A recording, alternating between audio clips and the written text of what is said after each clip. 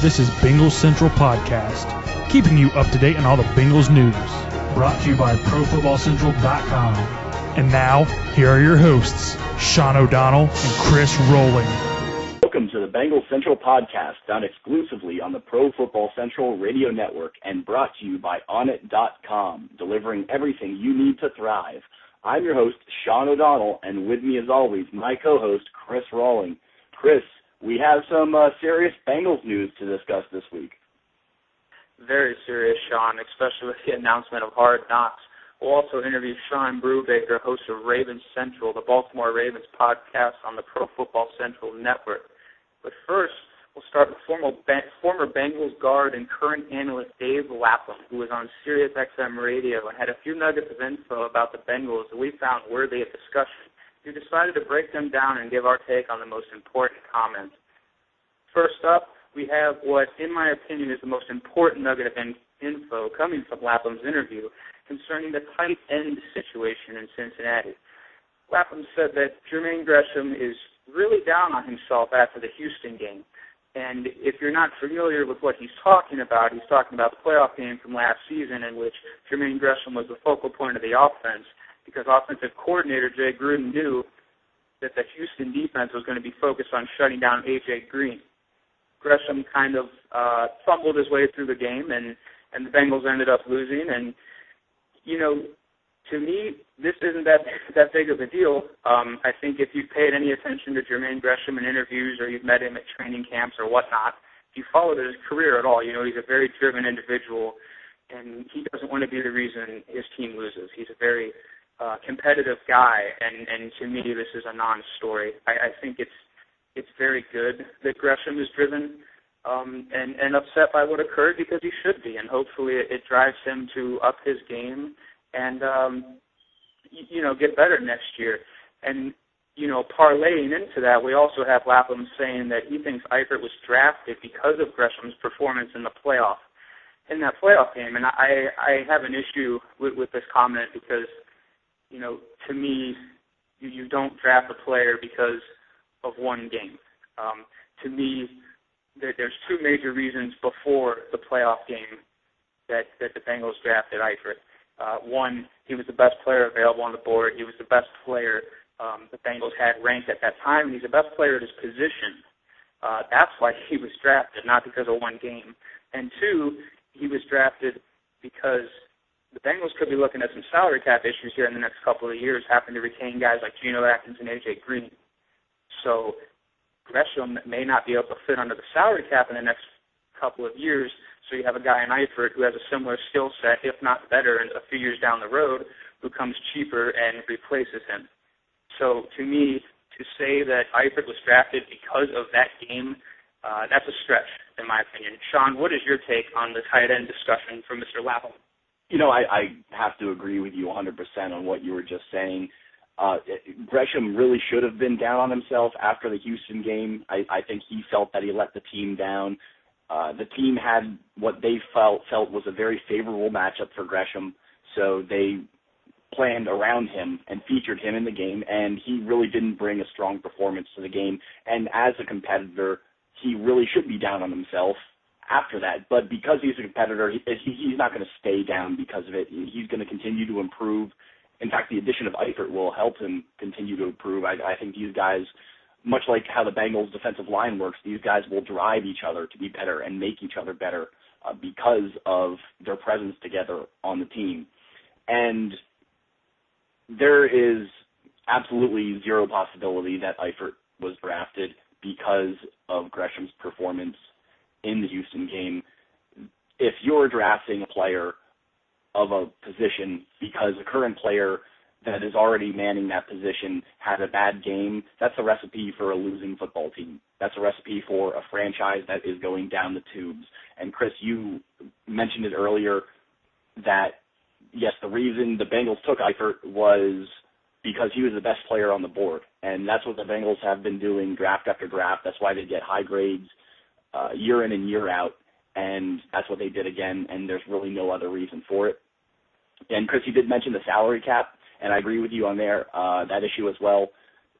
The Bengals have a lot of key guys to re-sign coming up. They've got Geno Atkins. They've got either Michael Johnson or Carlos Dunlap, A.J. Green, Andy Dalton, and then you've got Jermaine Gresham in there as well, and the Bengals might not be able to afford to keep all of these guys under one roof. And Eifert coming in really does have the same type of skill set as Gresham, and if you've got to let one guy go, it could be Gresham that they end up having to let go if they do run into that problem because Eifert is available. However, that being said, I don't think that is the Bengals' intentions. I think they would like to keep Gresham around. I don't think that the Patriots would get rid of Rob Gronkowski because Aaron Hernandez is coming in and having a good season. Teams love to have multiple guys that are extremely talented in one position on a football team. I mean, that's a recipe for winning right there. I think that Gresham will be fine down the road. I think that he'll rebound, and I think that the addition of Eifert will help out both of these players going forward.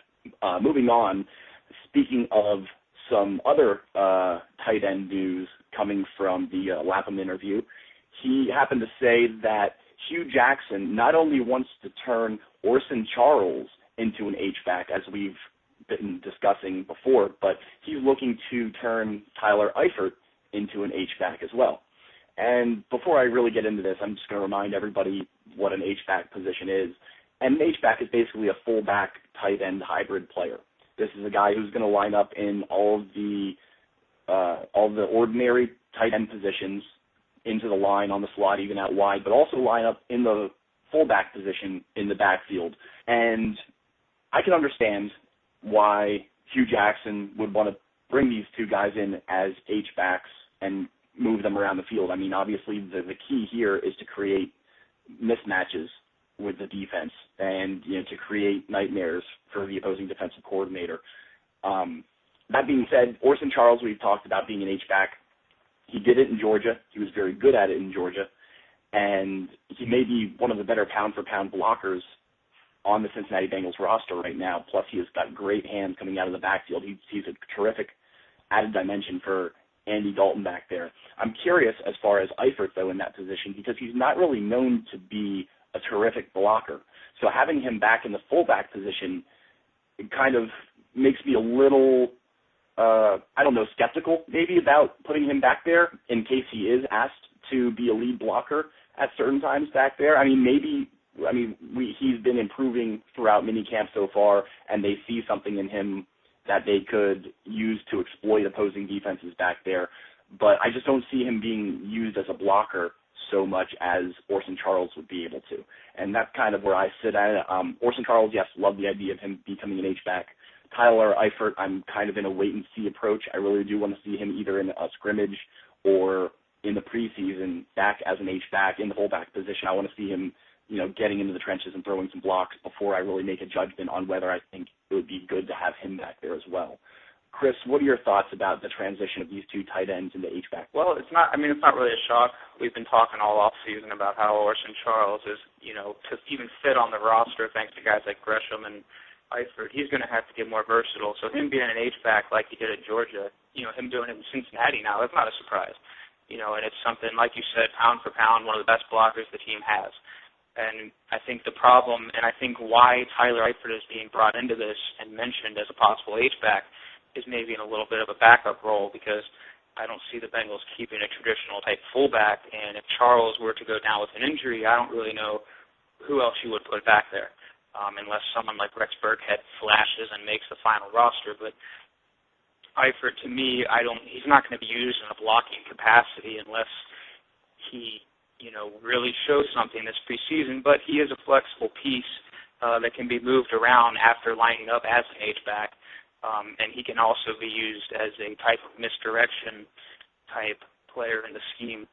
So, Charles, I think, has eliminated the fullback position from the roster, but I think Eifert, maybe training him for maybe this preseason and a little bit in the next season as a backup to an H-back, it's kind of an insurance thing and a see-what-we-get type deal. So, it makes sense to me. Moving on, though, from H-backs, we go to receivers next with Mr. Lapham. A lot of the controversy over the past couple of years has been who's the number 2 across from A.J. Green. This year going in, we have 2 candidates in my mind, in Mohamed Sanu and Marvin Jones. Lapham says he thinks Marvin Jones is going to wind up as the number 2 receiver. I don't have a problem with this line of thinking because I think Jones and Sanu are pretty close. I think that Sanu has an advantage slightly. I think it's 20 pounds heavier. He's a little bit more durable. Even though he was hurt last year, I guess I was kind of hurting myself there saying that, but this is a guy who in a 3-game stretch had 4 touchdowns. He can run out of the quarterback. He can play all 3 different positions, whereas Jones came on late last season, and he's kind of a little bit of an unknown commodity still. I don't know that there's going to be a definite number 2 receiver in Cincinnati next year. I think they're both so versatile. They're going to line up accordingly where Gruden sees mismatches on the field. I don't know if Lapham is right or wrong in this scenario. It's going to be a long time before we find out. But to me, if I had to give the edge to someone, it would be Sanu. Shawn, what are your thoughts on Lapham saying Jones will be the number 2? I see where Lapham is coming from, and what I take away from this is when you're thinking about a traditional number 2 receiver, of course, going across the field, you have an X, a Y, and a Z, where Y is your slot receiver. And I see Marvin Jones as an outside receiver, as, an X across from A.J. Green being a Z and vice versa. And I see Mohamed Sanu being able to do that as well, but Mohamed Sanu is more of a utility player where you can move him into the slot and you can move him into the backfield and even out of the wildcat, and you can move him around the offense so much that I think Marvin Jones may wind up as, and I'll put quotations around the number 2 wide receiver because that's where he will traditionally line up. And I think they'll experiment with moving Sanu around the offense to try to create mismatches with the defense. But, I don't know if there's really going to be an actual clear-cut number 2 receiver between Sanu and Jones. I think they could find themselves on the field at the same time, plenty of times in 2013, and I really think the 2 guys both bring good dynamics to the team, and they can both be utilized, to their strengths throughout the season. And I just think that Marvin Jones, I think Lapham said that because Marvin Jones is strictly kind of an outside receiver guy, and I think that's why him being the number 2 was mentioned. I don't think it's because he leapfrogs Mohamed Sanu on the depth chart or anything like that. That's just kind of what I'm taking out of that. And, Lapham brought up one more thing that we want to discuss on his interview. But before we get to his last topic of discussion, we want to remind everybody that it was announced earlier this week that the Bengals will indeed be showcased for the second time on HBO's Hard Knocks. The last time the Bengals were on the show in 2009, they ended up winning the AFC North after going 10-6. And it appears that Lapham likes the idea of Cincinnati having a second go-around with the HBO crew. Lapham actually said that Hard Knocks actually can help because it makes the players on the Bengals roster try harder because they don't want to look bad on TV. Now, that could be a reason that Lapham brings up there that makes sense. I mean, obviously, who wants to look bad on national television? So it could, in fact, make the Bengals players try harder, practice harder, and try to get better because they're in front of the national spotlight. Hopefully, they don't need that extra encouragement to do so. We all would hope that each of these Bengals players would want to improve and, get better on their own accord just to be a better player. But, there are some things to take away from the Bengals being on Hard Knocks, which we'll get to in a moment. And so basically to answer to what Lapham said here, yeah, I think that's a point. I don't think that's the best point that you can give for the Bengals to be on Hard Knocks, but I can see where he's coming from in that instance. Chris, what do you think about Lapham's comment there? Well, I just want to preface this by saying I have no problem with Lapham. I love the work that he does.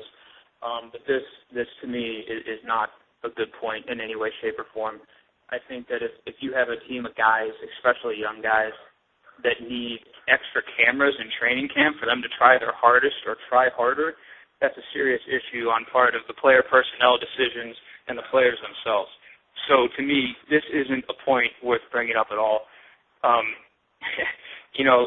If the Bengals are going to try harder because HBO's there, this could be a season that's has some issues from the get-go. I think the Bengals are mature, and I think they're hungry and motivated, and they're going to try their hardest whether HBO's there or not. So this is a moot point. But I get what he's saying, but at the most basic level, there's an issue if you need HBO there to try harder. That being said, we'll get right into our little mini debate here. So, the media, the fans, and the players themselves seem to be a bit split on whether this is good or bad for the team, but in my mind, any side of the fence you fall on right now is pure speculation. You can't really compare the 2009 team to this year's squad, even though they went on to win the division by sweeping it. I will say you can kind of give your opinion on whether it's a good or bad decision for the team, and if you follow me on Twitter, you know me, I think it's a horrible decision. I think with a team that is entering possibly the most important year in 20 or plus years, with very critical elements such as Andy Dalton entering their third season after back-to-back playoff losses, there is absolutely no reason to invite more attention or potential distractions to the roster. There's no reason for it. And to me, it's just a bad decision. There's a reason top teams stay away from Hard Knocks. And there's a reason Hard Knocks flocks to teams like the Cincinnati Bengals, who do have media darlings like Adam Jones. This is a young, impressionable roster entering a critical year that has struggled mightily in primetime games and has absolutely failed in the place in the postseason twice now. And so, I've heard the argument that this is something that could be Marvin Lewis trying to get the young team used to the spotlight so they can perform better in those types of big situations, but the inverse could happen as well. It's an impressionable team who has shown a capacity, as matured as I believe that they truly are, they've shown a capacity to fail when it matters most still.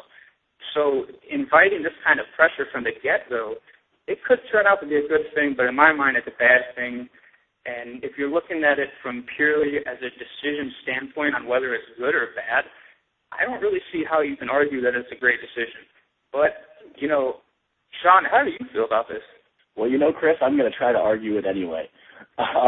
This is a good question here because you and I generally don't have different opinions on many things regarding the Bengals, but on this one we actually do because I actually like the decision for the Bengals to return to Hard Knocks this year, and there's a reason for that. In fact, one of the reasons that you brought up about the young guys, getting them used to the spotlight, that might have actually come from one of my recent articles. But I think, no, and here's the thing, I think that yes, it's a young team, and they could very well be impressionable. But at the same time, they're a very mature team. And, you look at guys like A.J. Green, who, when they take the practice field, even though he is the all-star wide receiver of the football team and one of the best in the league, he's the first guy lining up for drills out there, and he provides an example for everybody else.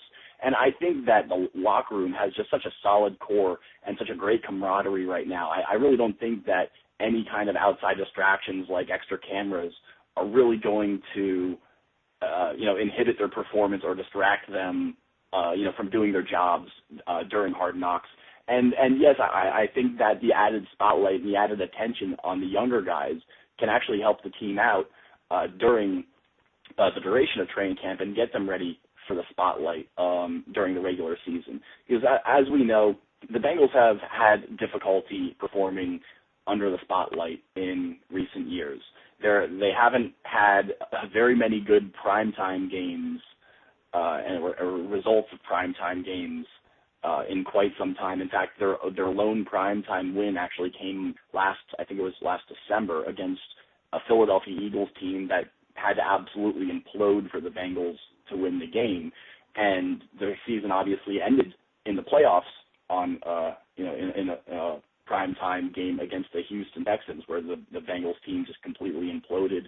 And I don't know if it was a pressure thing, but it could have been. And I think that Hard Knocks and being under the bright lights of the cameras could help the team, gather, some confidence under those circumstances and then kind of help them improve under the spotlight as the season goes on. And we don't have to wait too long to find out, because Cincinnati does play the Pittsburgh Steelers at home on Monday night in week 2. So I guess we'll see if that theory is effective or not pretty quickly this season.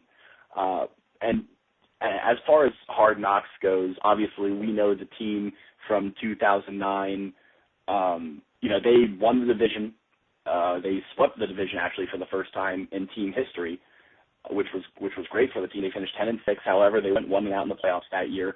But the question's been thrown around. Will repeat of Hard Knocks help the team in terms of success, just like it did in 2009? And that's a question that is just purely speculation right now. I don't think you could really make a really valid argument either for or against it. I mean, obviously, nobody can see the future. Nobody knows how the season's going to turn out for the Bengals this year, whether they finish 12-4 or 4-12.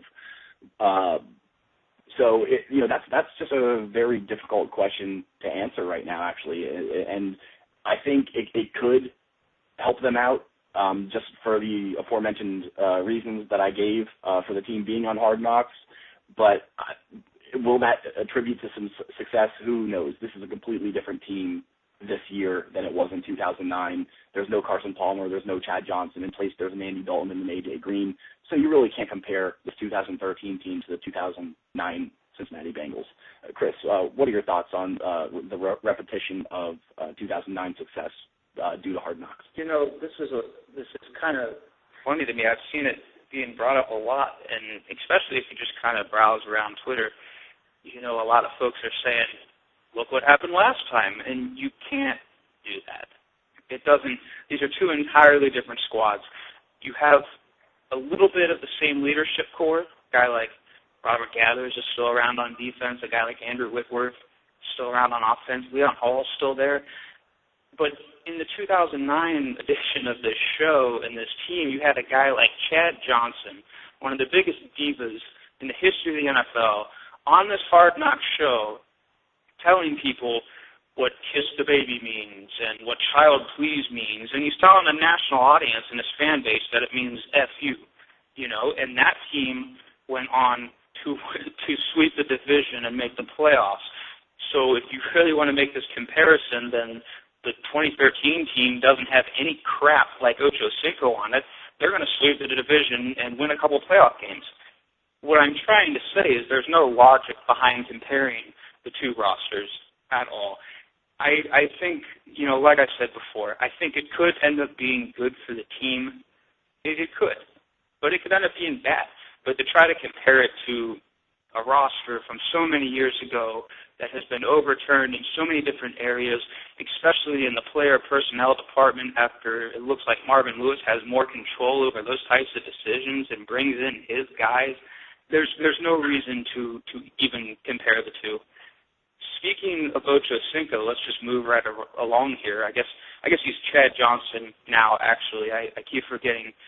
We'd be remiss if we didn't ask if the show would be better or worse without him. And this is something that's going to split the fan base as well. But from a purely entertainment value, the show's going to be worse without him. I mean, let's be honest. This is a guy who, whether you love him or hate him, he's an entertaining personality. He's a bit of an idiot. Look at his recent butt slap in court. But from an entertainment value, the show will be worse. In my mind, I don't watch this show for entertainment, though. I think it'll be better without him because you can see more in-depth on the players that matter, the players who aren't selfish, the players who are going to potentially, these young guys that are going to potentially grow up and lead this franchise to success it hasn't seen. So for me, the show would be better without him. Sean, what do you think? Yeah, you just brought up a great point for that. I really think it depends on the reason why you're watching Hard Knocks. If you're watching it just to get a kick out of the show and you're not a Bengals fan and you're not any kind of an NFL analyst or blogger or anything like that, I think you're going to think that the show completely sucks without Ocho in it, without Chad Johnson, without the personalities in there. I mean, obviously, he was the guy that was in front of the cameras as much as he could possibly be in 2009. But if you're watching the show from a standpoint of a diehard Bengals fan, an NFL analyst. I think the show is going to be terrific without any personalities like that because, it's going to focus, I think, more on the hard work and, the work ethic of guys like A.J. Green and guys like, Geno Atkins, Andrew Whitworth, the team leaders. I think it's going to focus more around those guys, and you'll really get a good feel of how they interact with their teammates and the coaching staff, and I think it's going to be great for people who want to watch it for that purpose. I don't think it's going to help HBO's ratings at all. I really don't, but if you're watching it for those reasons, I think you're going to enjoy it this year. And, speaking of watching all of these players that are going to be involved in Hard Knocks this year, one big question this year has been, there's certain players that really need to step up for the Cincinnati Bengals this year and, either take a leadership role or gel into their role on the football team. And we're going to actually be able to see that transpire through the cameras of Hard Knocks this year. So, a lot of people have been really asking, if there's one player that we could see step up during Hard Knocks, well, who would we want to see do it? And I think there's a couple of good answers as far as which player we're mostly looking for to step up during Hard Knocks. But the one player that I really would like to see step up is rookie Shawn Williams. And I know that's probably not the most popular choice out there because I can think of a couple other guys who people would say before him. But my reasoning for Shawn Williams is it really does look like he is going to be plugged in as a starter opposite Reggie Nelson from day one. I don't think there's a shot for Taylor Mays being in there. They're really looking into starting Shawn Williams immediately. And he has been known to be a very vocal leader. Back in his days in Georgia, he was the guy that was rallying the defense. He actually called out his entire defense for being soft when he was in Georgia. And I'm looking for that type of fire out of him early during training camp. I want to see him as a presence in the Bengals secondary, and I want to see him mixing it up with the veterans, and I want to see him learning from his teammates and learning from the coaches and really giving it his all. And I think that position is probably the weakest position on the Bengals roster. And if he can step up, that sixth-ranked defense from 2012 could get a whole lot better real fast. Chris, which player do you have in mind in this situation? Shawn, I'll stick with the secondary and what I think is also one of the weakest positions. I need to see Dre Kirkpatrick. I need to see him step up. I need to see him healthy, and I need to see him learning from a guy like Leon Hall, because if he cannot develop into the number 2 corner across from Leon Hall, this team could be in some trouble. I know Terrence Newman is still there. I know Adam Jones has stepped up in the past when Leon Hall went down. I know we've heard reports that Brandon Gee looks good in OTAs, et cetera, et cetera. But Dre Kirkpatrick was a first-round pick for a reason. He needs to develop into a leadership role. He needs to soak up everything he can from guys like Mike Zimmer, guys like Reggie Nelson, guys like Leon Hall. And we need to see him, A, stay healthy, and B, develop into the first-round talent we know that he can be. To me, he is the player to watch. We don't know a lot about this guy. We don't know a lot about his personality, and we don't really know where he's at health-wise or in his development. We have reports, but until, we have this behind-the-scenes exclusive coverage that HBO is going to provide, we don't really know where this guy's at. And to me, if you had to list the most critical players for the 2013 season, Kirkpatrick is a guy that is darn near close to the top of the list in my mind. Outside of people that we need to see step up, we need to discuss what our biggest takeaways from this series will be. And to me, this is the one positive and the light bulb that just went off in my mind when it was revealed that the Bengals would be on Hard Knocks this year. My biggest takeaway and the main thing I'm watching for is what this Cincinnati Bengals coaching staff really thinks of quarterback Andy Dalton. Dalton, he was a guy that the team reportedly wanted, but you also had reports that some wanted Ryan Mallett, and, he fell to the Bengals in the second round, and we need to see in this behind-the-scenes coverage, in the film room, how they interact with him, how they talk about him when he's not around. If they really think this kid can be a franchise quarterback, we need to see if this is a big test year for him, if they're considering it that, or if they're going to give him the full 2 more years.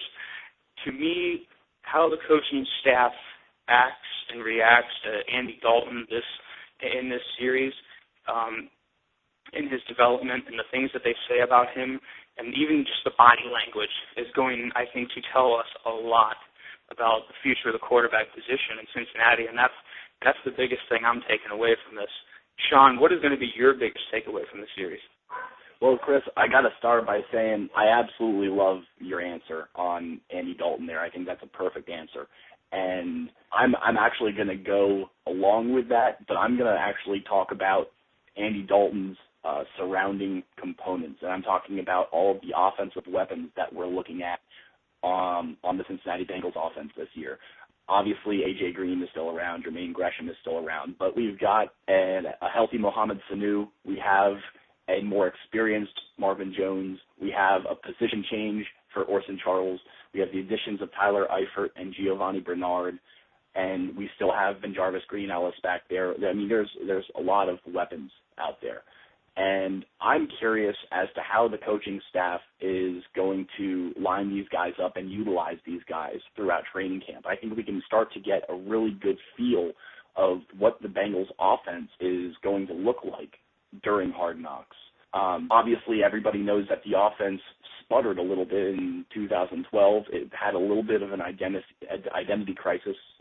First it was a kind of a pass-first gig, went to a run-first offense later in the season. And I want to see some consistency, but at the same time, I want to see versatility. I want to see them use the talents of Mohamed Sanu and Andrew Hawkins by moving them all over the field. I want to see A.J. Green lined up in the slot. I want to see Giovanni Bernard lined up outside as a receiver. I want to see Tyler Eifert in there along with Jermaine Gresham in dual tight end packages. And, I want to see the players start to learn these things in training camp so we can get a good idea of how versatile and how explosive this offense could potentially be when the regular season. Chris, could it be that we now have a guest on the show representing the rival Baltimore Ravens?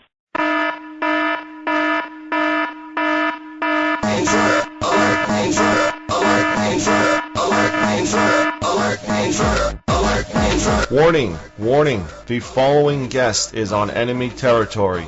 Warning, the following guest is on enemy territory. Beware. Indeed, we have Shawn Brubaker, host of BengalsCentral.Radio and Bleacher Report featured columnist on the line with us right now. Shawn, thanks so much for joining us today. My pleasure. How are you guys doing? We're doing awesome today. We're doing awesome. And we're looking forward to talking about Ravens, Bengals, AFC North with you, man. Looking forward to getting your insight. So, cool. Let's get right down to it, because we're about to talk specifically about the two AFC North teams that finished 10-6 a year ago. One made an early exit from the playoffs, and one won the Super Bowl. You all know which is which. I'm not going to go into details on that one. Chris, I believe you have the first question for Shawn. That I do. So, Shawn, the Ravens expert, I guess I have to clarify. The Ravens had one of the most interesting off seasons, in my opinion. A lot of people were frustrated because they lost all these big names like Anquan Bolden, Reed, Lewis, that type of thing. But they kind of rebounded, got a big name in Elvis Dumervil, brought in some key rookies in Matt Elam and Arthur Brown. What have you thought about the off season for the Ravens so far? Well, I definitely loved the off season so far. It's been fantastic, in my opinion. Every single guy that left, save Anquan Bolden, I think the Ravens have upgraded that position. Ray Lewis, greatest of all time, in my opinion, not so much last year. Arthur Brown, Darryl Smith, Jameel McClain, two of those guys are going to step up and do a better job than Ray Lewis did. Same with Ed Reed. Michael Huff is a step faster. He's going to be a better tackler. Again, Reed, one of the greatest of all time, but, again, not last year.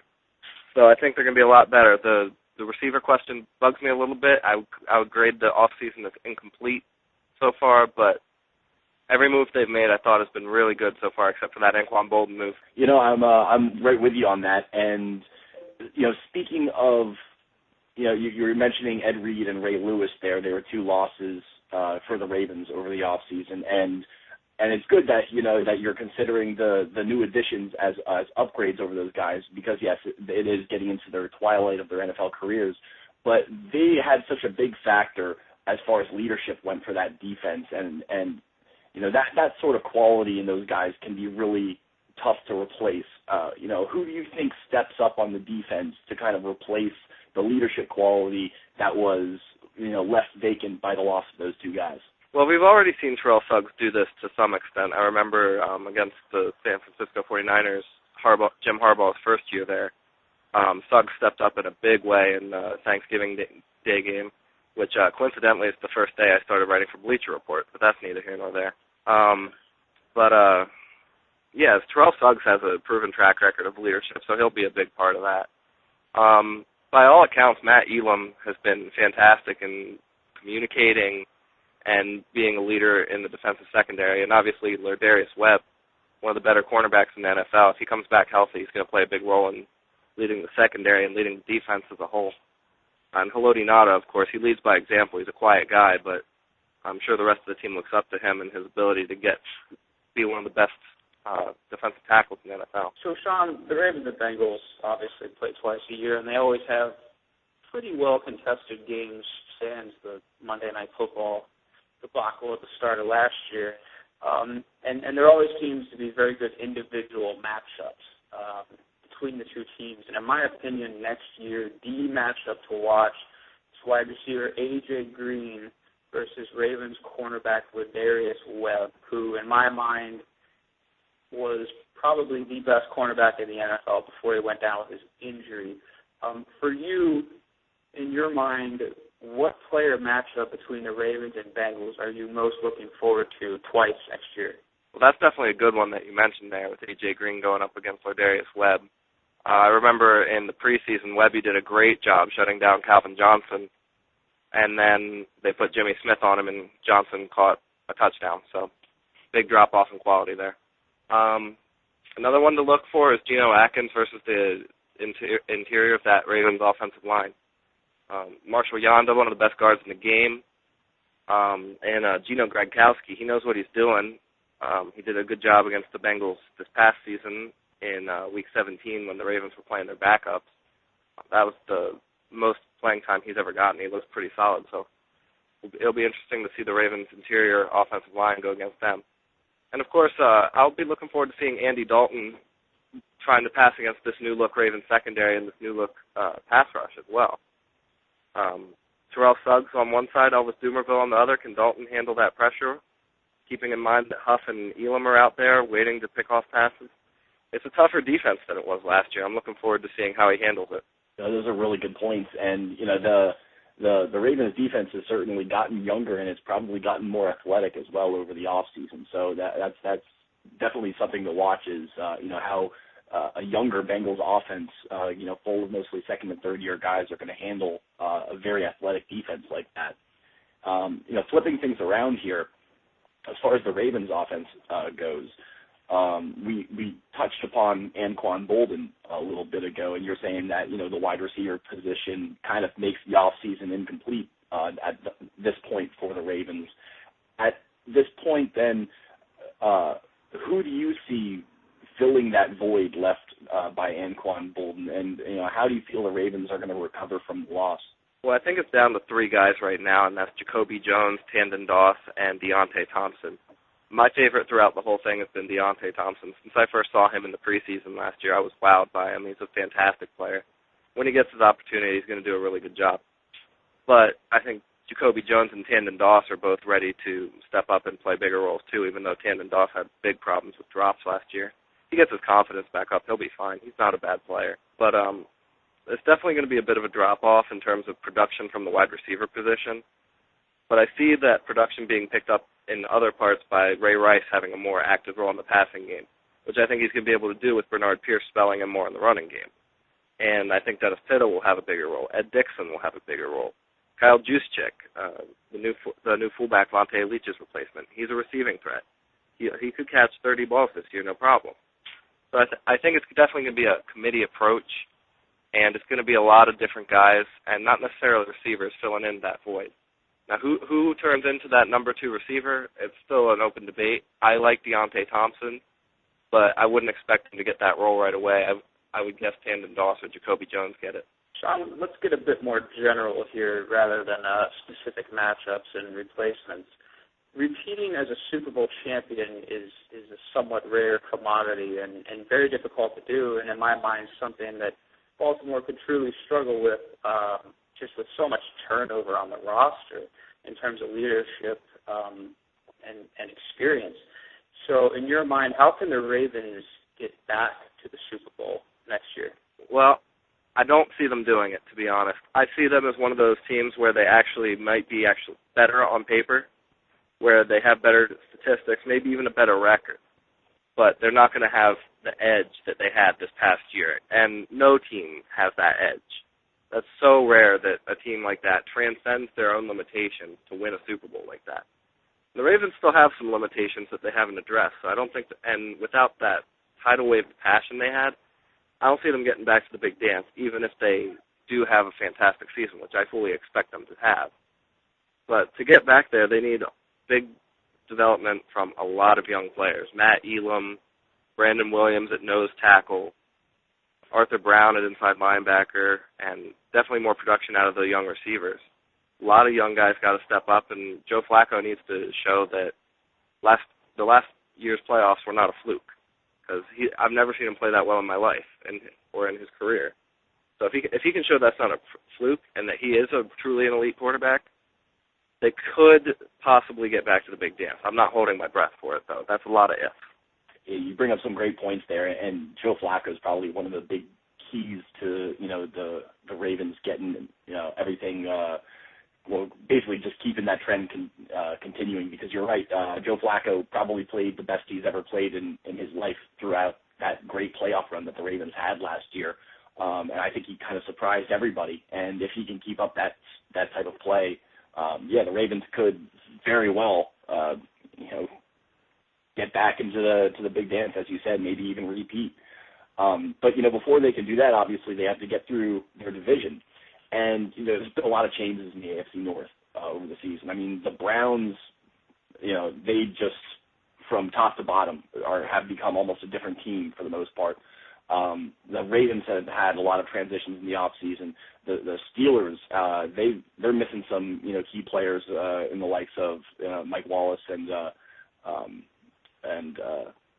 James Harrison and Casey Hampton, guys like that, and the Bengals are dealing with a lot of young guys who are kind of unproven yet. So you take all that together, and there's kind of a lot of question marks around the division. How do you think the competitiveness is going to be in the AFC North this year, despite all of those question marks surrounding these football teams? I think it'll be pretty similar to last year, where it's ultimately the Ravens and the Bengals fighting for the top spot in the division. But I think both of those teams are loaded with young talent, and the Steelers, they have young talent, but it's not developed yet. They're a little bit behind the Bengals and the Ravens. As long as they have Big Ben, they have a chance, and I'm sure that the individual games between the Steelers and the Ravens will be dynamite as always, but I don't think they're ready yet mentally or in terms of how they actually play on the field physically.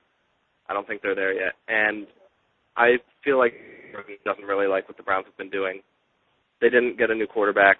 Brandon Whedon's still the quarterback. I still have big questions about him. And first-round pick, Barkevious Mingo, not a fan of his. I feel like the only one who's not a fan of his. But I don't trust him. He doesn't have a lot of pass rush moves. And they signed Paul Kruger to this big deal.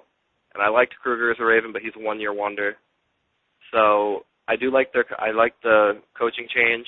I think they have a plan, but I don't think they're there yet, so I'm not sure they're going to be competitive right away. So ultimately, it's going to come down to the Ravens and the Bengals, and it's always a good matchup. I think the Bengals have the superior superstars in Geno Atkins, A.J. Green, but I think the Ravens have a little more depth and a little more of a complete roster. So it's definitely going to be an interesting battle to see how that shakes out.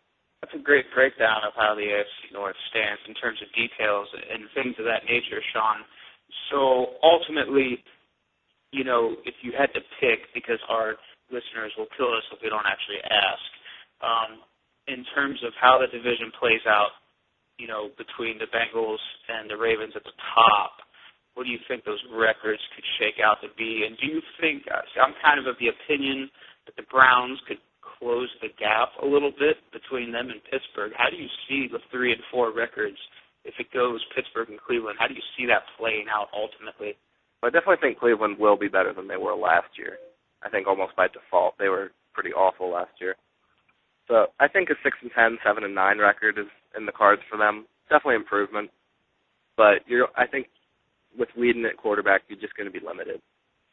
For the Steelers, 7-9, 8-8, I think is a good goal.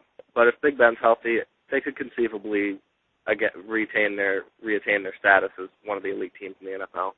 But if I'm guessing, I'm saying 8-8 for the Steelers because I don't think highly of the rest of their roster right now. They have a long way to go in terms of roster development. So that leaves the Steelers and the Bengals, which I'm sure is what you guys are the Ravens and the Bengals rather, which is I'm sure what you guys are really interested in. And I'm going to pick the Ravens to win the division, being a homer, and also the fact that Andy Dalton has yet to beat the Ravens in a game that mattered. The only time that the Bengals beat the Ravens in Dalton's career was his Week 17 win where he played the first half and Joe Flacco played, I think, 1 or 2 series at most. So until Andy Dalton shows that he can beat the Ravens in a game that the Ravens are actually trying, I'm going with the Ravens. That makes a lot of sense. You're right. Andy Dalton, he played well in the first half of that game against the Ravens, but he pretty much, he needs to play an entire game against the Ravens starters to prove that he can beat them in the same manner that he beat the Steelers for the first time this past season. And speaking of Baltimore and Cincinnati, we're kind of curious as how you see the two matchups between these two teams playing out in 2013. Obviously, Cincinnati has yet to get a win against Baltimore with Andy Dalton at the helm. And obviously, the Week 10, they meet for the first time in Baltimore. And then Week 17, they meet to finish out the season in Cincinnati. And I believe that's the 4th straight season that Cincinnati and Baltimore are ending the season against each other. This is kind of beginning to seem like a broken record sort of ending here. And I'm kind of curious if that Week 17 matchup is actually going to have something on the line to it this year or not. But how do you see the two matchups go? How do you see the series between the Bengals and the Ravens panning out this season? Yeah, that Week 17 matchup's going to be so unpredictable. You just can't tell what the season's going to unfold like. But for the Week 10 matchup, I'll take the Ravens at home. They are very good at home. And even if they have a little bit of a down year this year, Joe Flacco is still one of the best quarterbacks in the NFL when he's at home. On the road, completely different story, but at home, he's one of the best quarterbacks in the NFL, and he always has been. So I think the Ravens should take care of business at home. Week 17, that could or could not matter. If it does matter, I'll take Andy Dalton. I'll take Andy Dalton to get his first win over the Ravens because first of all, he's due, and I'm expecting some development from him. And Geno Atkins is going to wreak all kinds of havoc on the Ravens' mediocre offensive line. And A.J. Green will probably end up being covered by Jimmy Smith because they think since Jimmy Smith's taller, he can handle A.J. Green. I don't know. But I don't think the Ravens can handle the Bengals' individual superstars on the road in a must-win situation without their leaders yet. Yeah, that's absolutely perfect, and that's probably the exact answer that I would have given if I were asked that question as well, because Baltimore is so incredibly difficult to play at home, and I think I got to agree with you in Week 10 that as it stands right now, I would give Baltimore that edge hands down, and Week 17 that was absolutely spot on by you again, because if it's a must-win situation for the Bengals. In that instance, the rising stars on that team could possibly take over a game there. So that's some great insight, and that was awesome. Shawn Brubaker, great to have you on the show. This guy, Ravens extraordinaire, obviously knows his stuff. Host of the BengalsCentral Radio show on the Pro Football Central network. Shawn, you're a man of many talents. Please let the listeners know where they can find you and where they can find your work. Sure. Well, I'm hosting BengalsCentral Radio, and we're going to be adding a co-host. His name is Kyle Casey, and he has a similar background to me, and that background is that I've been writing for Bleacher Report for a couple years now. Started writing for Yahoo. I've done a few assignments on the side for a variety of websites, but the bulk of my work now goes to Yahoo. So that's what I've been doing, and obviously Ravens Central Radio. I'm looking forward to getting that show back on the road. It's been a while and since my first show. So number 2 is coming. Look out for it. Very cool. And I believe you, as well as your radio show, have Twitter handles. Is that correct? Yes. I'm at 63 Brubaker, and Ravens Central Radio is at Ravens C Radio. Very cool. I suggest everybody that is listening gives a follow to both of those accounts. You will be rewarded with a serious amount of AFC North information. And once again, we want to thank Shawn for coming on the show today. We would highly recommend checking out the great things he's doing on the Ravens Central podcast and also with his writing on Bleacher Report. And thanks so much for coming on, Shawn. Football fans, looking to get healthy this year? Now is the time, and I have the perfect place for you. Save 10% at onit.com/football radio. Exclusive PFC radio listeners save 10% off their order. That's onit.com, ONNIT.com/football radio. And now it is time for us here on Bengals Central to answer your Twitter mailbag questions. This is the segment we do every week where you guys shoot us a question via Twitter at Bengals Central, and we are answering it live on the show. And just to remind everybody, Chris and I really don't look at these questions in depth before we answer them because we kind of like to think on our feet here. And so I'm just going to start by reading off the first question here, Chris, and I'll give an answer, and we'll go at it like that, like we always do. So let's kick it off. And our first Twitter mailbag question is from Ron, MLXFL Commish. You can find him at MLXFL on Twitter. And Ron asks, who starts at left guard, Wharton, Pollock, or Bowling? And he does mention, he said Bowling struggled some last year. And while I agree with you that, Ron, that Bowling did struggle a little bit last year, he was still trying to kind of feel his way around in the spot. I think he improved tremendously last year. You know, he was plugged in as a starter in the last second. I mean, Wharton went down during the preseason, and I think Bowling did a very admirable job for the circumstances, and I think he will remain the starter in 2013, so much to the degree that I believe that the Bengals could get away with releasing Travell Wharton because of the solid play by Bowling. Chris, what are your thoughts there? You know, this is actually one of the more underrated storylines heading into the season. I'll just run through the guys real quick.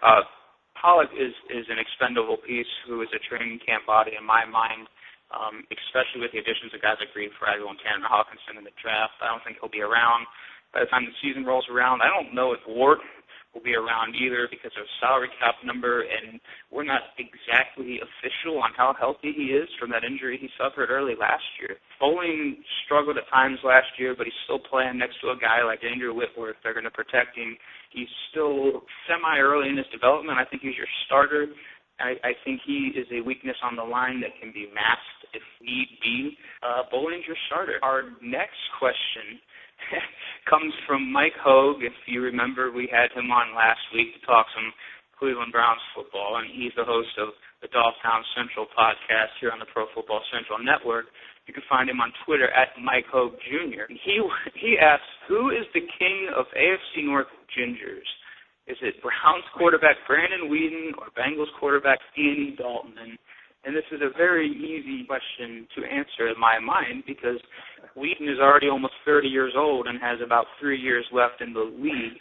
He's only entering his second year, and we don't know what he really has to offer. Dalton, on the other hand, has been to 2 playoff games, is still very young and in his development, and has, in my mind, outside of the running back position, a better surrounding supporting cast.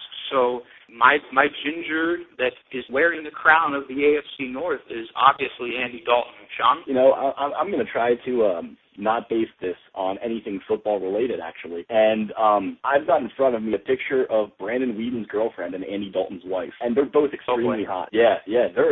I'm looking at them on the internet right now.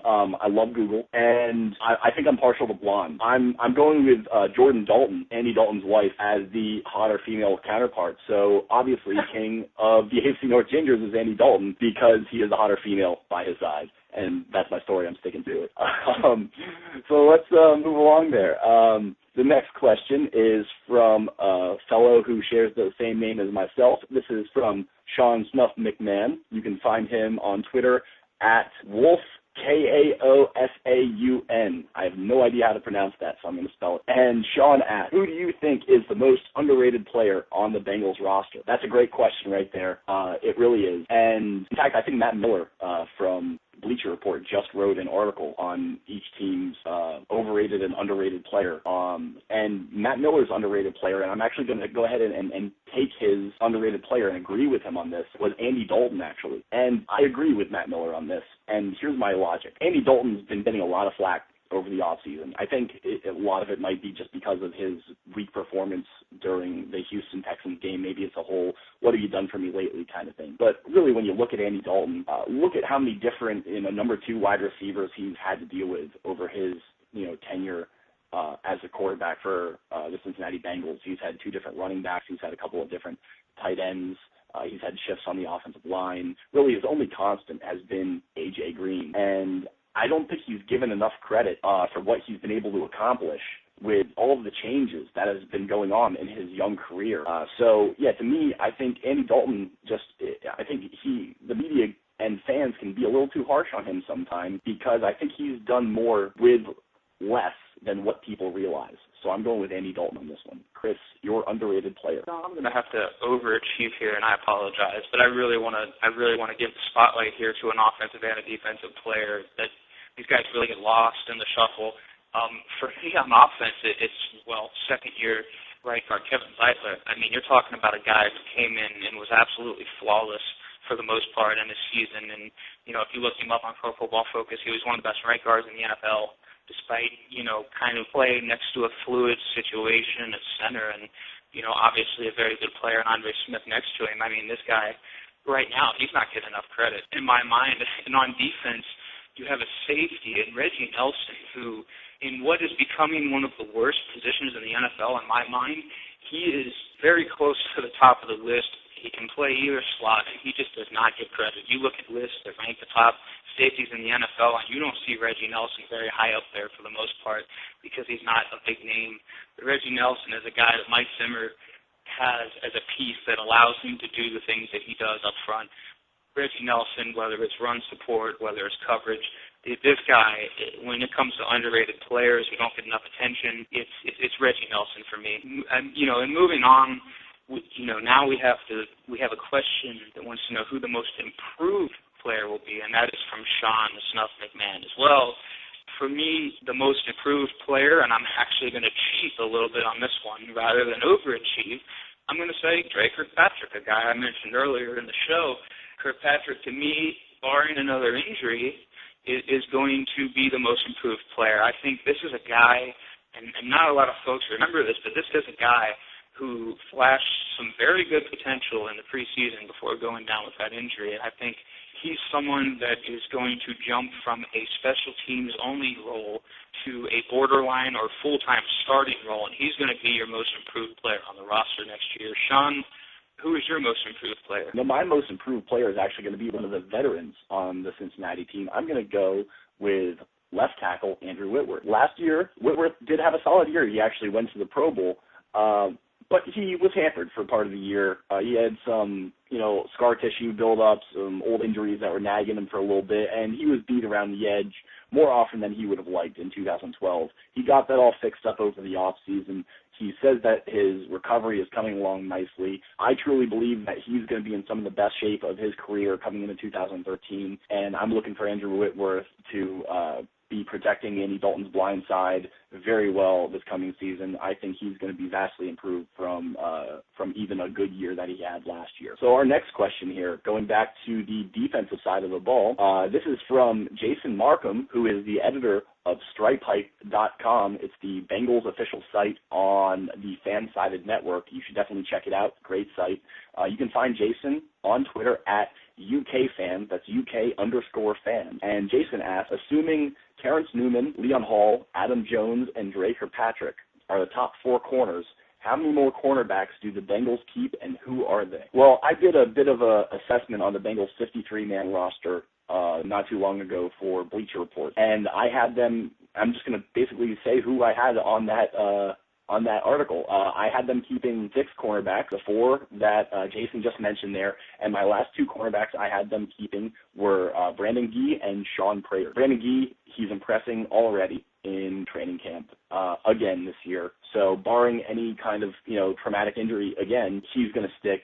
The coaches love him, and he'll be around. And Shawn Brubaker, same thing. He was really impressing last year. Unfortunately, same thing happened with him. I believe he'll come back and he'll keep impressing as well, and I think he'll do well enough to stick on this on this roster. Iowa has a really good lineage of producing really quality cornerbacks, and I think the Bengals really did find one in Shawn Brubaker. I think he sticks, and those are my 6 guys that I think the Bengals keep. Chris, who are the Bengals keeping at the corner position? This is actually a really good question. I think 6 is your sweet spot on most NFL rosters. I think that's what the Bengals will do here, unless they think they need an extra utility player or an injury reserve, and keep 7. But I think 6 is the number in my mind. If those 4 guys are you're technically your starters and locks for the roster, which I think they are, barring serious injuries, I think you're looking at Brandon Gee making the roster in the 5th spot on the depth chart. He's got all the talent in the world. He's flashed it throughout his career. It's just not all come together, and he hasn't been able to stay healthy. So if he's healthy, he's there. I'm having a really tough time keeping Shawn Brubaker on the roster. I love what he brings to the table, but I think for a number 6 cornerback, you're going to need more value on special teams and things like that. So I actually think an undrafted free agent in Ontario McCaleb, if this is what they classify him as a cornerback, I think McCaleb is actually your number 6 corner because of his elite return skills, which will kind of help save folks like Giovanni Bernard from injury returning kicks. He's also a very good kick coverage player. I think his skill set is really raw right now, but we're hearing good things about his transition. And I think when you have a number 6 cornerback, you really want to squeeze the most value out of it as possible.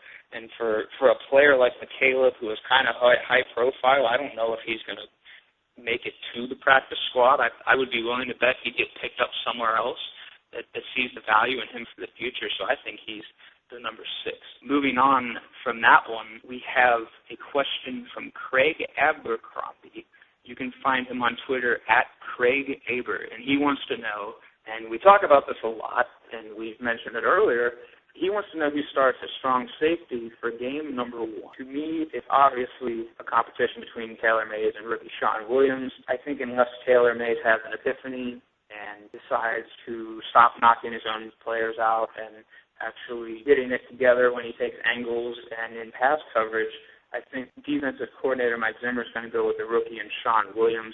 It's beneficial to have him on the field from day 1, even if he is a slight liability, because he'll get critical game experience. He's fine against the run. He needs to work on the coverage skills, as Zimmer has went on and on about all offseason, and for good reason.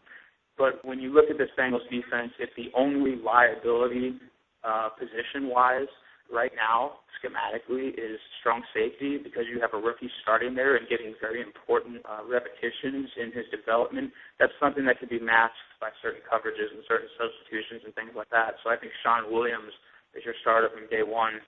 Sean, my co-host, what do you think about the strong safety position? Yeah, I agree with you there, Chris, absolutely. And I think Shawn Williams is your guy. It's definitely a competition, as you said, between Shawn Williams and Taylor Mays. And although Taylor Mays is now, I guess, dare we say, an NFL veteran, he has more learning to do, I believe, than Shawn Williams, because he has so many bad habits. His play can be atrocious at times.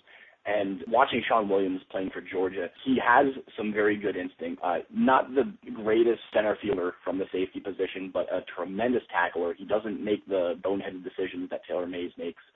And I think he's going to be a great safety to have early in his career, going up and making plays in the box, helping out in run support, and learning coverage as he moves along. So, yeah, I think Shawn Williams is your better option from day one, and I think he beats out Taylor Mays. I still think Taylor Mays makes the roster. I think he will be there as a backup and to help out in special teams, but Shawn Williams will be your starter from day one. So our next question, to keep it on the defensive side of the ball here, yet again, this comes from the Zim Master, and that's the Zim Master, ZIMM, on Twitter, and basically this isn't actually from Mike Zimmer, the Bengals defensive coordinator, but it reads as though it is. And Mike Zimmer wants to know, is he the best defensive coordinator in the NFL right now? And you know what, Mike Zimmer? Yes, you are. You are the best defensive coordinator in the NFL right now. I truly believe that out of every coordinator, not just defensive coordinator, but out of every single coordinator in the NFL right now, Mike Zimmer is the most deserving to be a head coach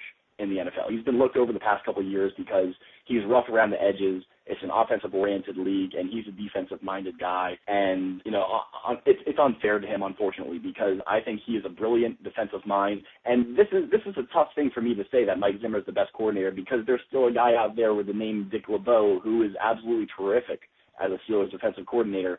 But Mike Zimmer, I love his style. I love what he's done for the Cincinnati Bengals defense, how he's transformed them from such a soft unit into one of the most hardened defenses in the NFL. I think he has a terrific defensive mind. I think he has plenty of great years ahead of him as a coach and hopefully as a head coach one day in the NFL. And, yes, I think he is right now, on this day, the best defensive coordinator in the NFL. Chris, how about you? Yeah, I'm right there with you. Zimmer's the guy. I mean, he's the best defensive mind the NFL has right now.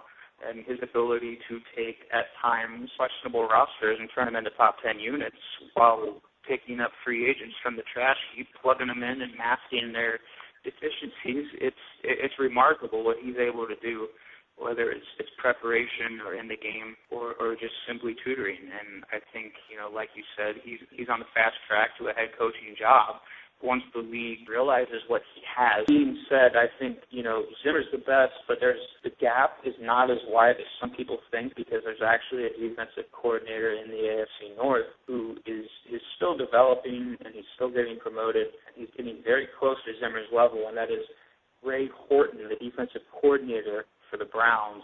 I think he's one of the best NFL defensive minds as well, and I think you're going to see some classic matchups this year when he and Zimmer go at it, and Horton is a name to watch, as is Zimmer when it comes to defensive coordinators. We're going to do a full 180 here, and we're going to start talking about contract statuses now.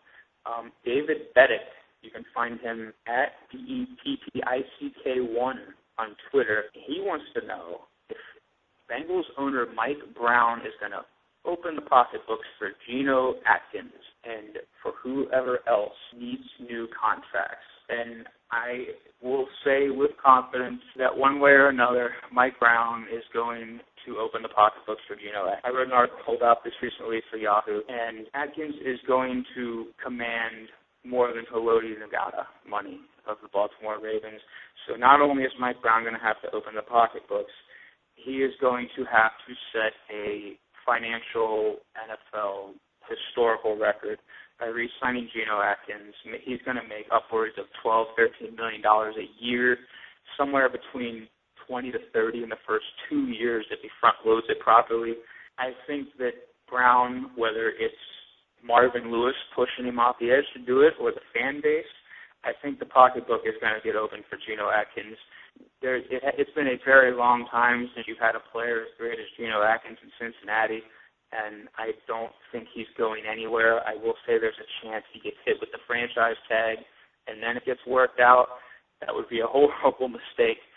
As far as other players on the roster who need new deals now, I think Michael Johnson, like we discussed last episode, I think he's gone. He's going to need too much money, but I do think Carlos Dunlap is going to be back with the team. So, Sean, what are your thoughts on Atkins and whoever else needs new contracts? I agree, and I think Mike Brown eventually is going to have to open up the pocketbook and shell out some money here. I think there's two guys on the Bengals right now that absolutely need contract extensions before their contracts are, and that's Geno Atkins and A.J. Green. Geno Atkins obviously coming first, being that he came into the league earlier, and, A.J. Green obviously can't be extended until after this season.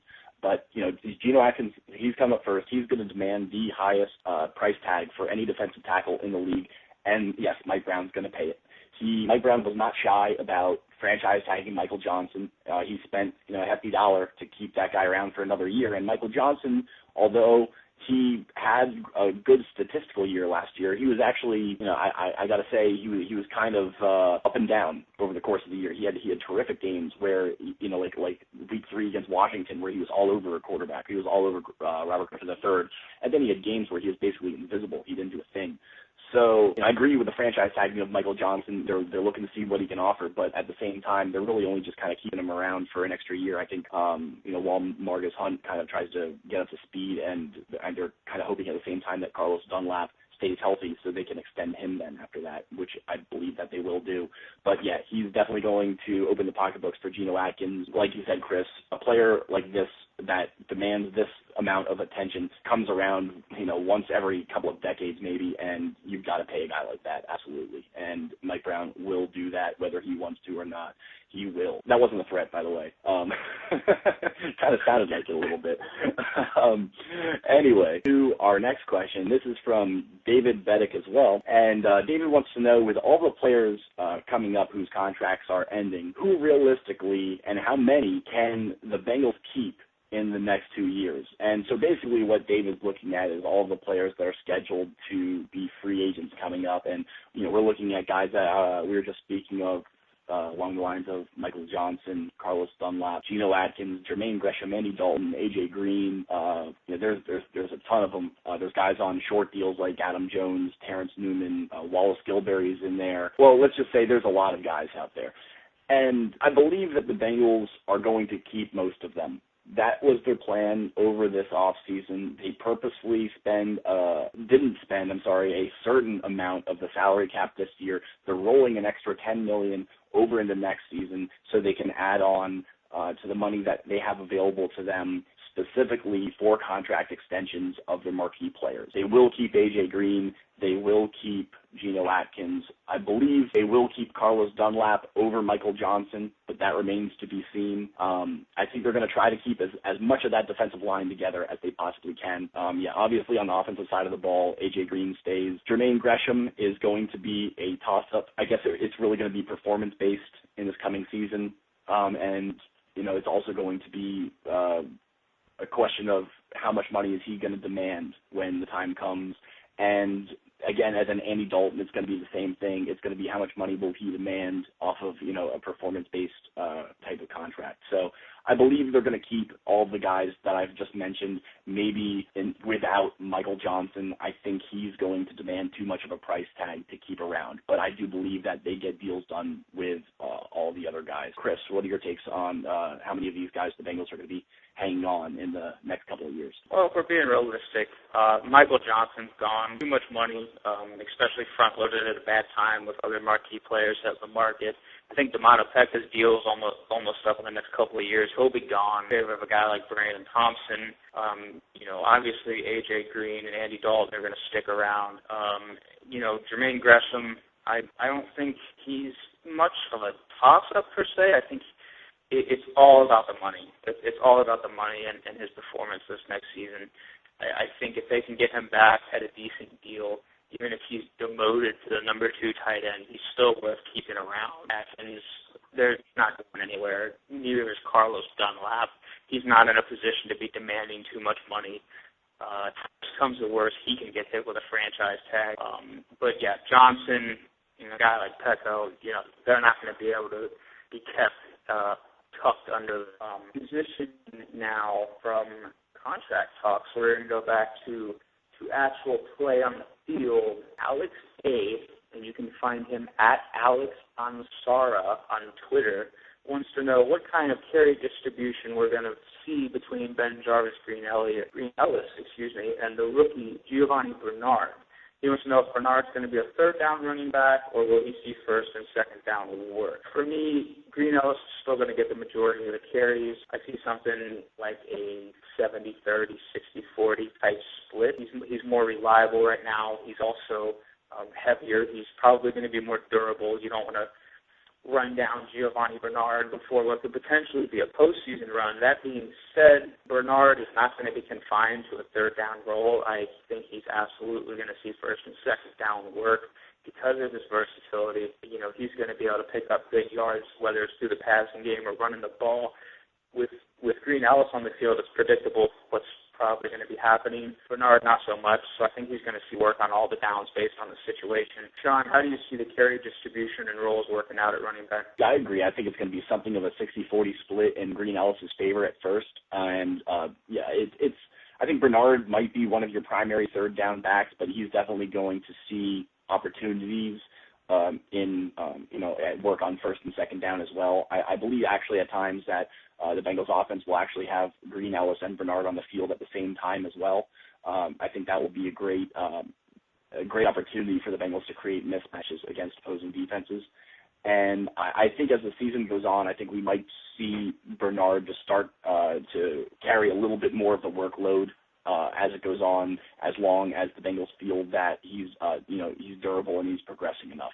So, yeah, I think it's going to start out with Green Ellis getting, about 60-40 split in his favor, and that might start to even out as the season works on. Bernard's obviously going to see his fair share of time split between, in the backfield and being split out wide as a receiver. I think he's going to be a very important cog in the offense this year as a very versatile weapon for Andy Dalton. So we're moving on to our last question now, and this last question is from Philip Arnold, and Philip is one of our writers here at Pro Football Central. You should definitely give him a follow at PhilipArnold20 on Twitter. He's a very good guy, although he is a Browns fan, and he asks, and I quote, "How many times does T. Rich reach the end zone against the Bungles?" Yes, he did say Bungles in 2013, and he hashtags wolf, wolf, wolf because of the Browns dog pound. So that's what Phil asks, being the Browns fan that he is. And, Phil, I'm going to have to go with something along the lines of -4 for Mr. Richardson. I think the Bengals defensive line stuffs him back in his own end zone quite a few times this season. And I think he's the cause of some Bengals points. What do you have to say about that, Mr. Phillip? No, but quite honestly, though, Trent Richardson, he's a great player. He's struggling with some injuries right now. I believe that he'll be good to go for the season, and he's a very talented running back. He gave the Bengals some fits last year. He really did, and I think he's one of the keys in the Browns'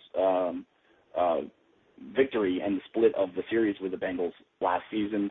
I do think he does get in a couple of times on the Bengals this year. I have to say, I have nothing but respect for this running back. I think he's a great player, and I think he will not only give the Bengals fits, but the rest of the NFL fits as well as his career moves along. Chris, what do you have to say about Phil's question and Mr. Trent Richardson? Well, I think this is the number 2 running back in the league, and you can quote me on. I think you'll see him do the end zone 4 or 5 times against the Bengals in 2 contests.